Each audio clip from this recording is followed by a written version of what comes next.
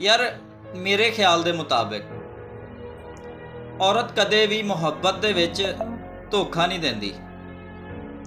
औरत सिर्फ एक मजबूत सहारा तलाश करती है, एक मजबूत सहारा ਲੱਭਦੀ है।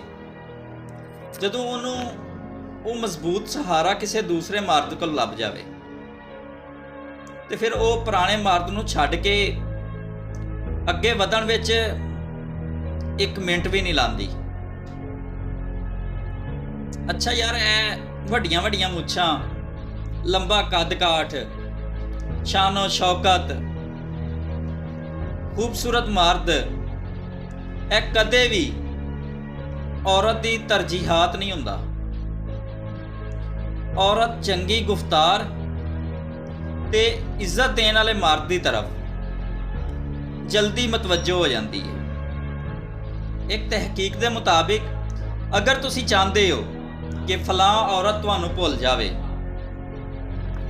ते ओनू अपनी गुरबत के बारे च, अपनी भुख के बारे च, अपनी यतीमी के बारे च दसो। पहले वो तुहाडी दोस्त बन जाएगी, फिर आहिस्ता आहिस्ता वो तुहाडी भैन बन जाएगी, फिर वो आहिस्ता आहिस्ता बदलों के वांगू मिट जाएगी। क्योंकि औरत जिस आदमी के उत्ते तरस खाती है उहदे नाल वो कदे भी मुहब्बत नहीं करती। अच्छा यार, मेरा ख्याल है कि मर्द भी मुनाफिक मिजाज है।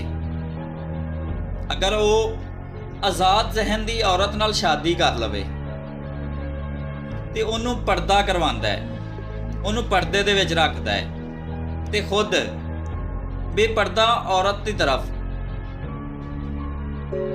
दिलचस्पी रखता है। इनू मुनाफकत ही कहंदे ने ना।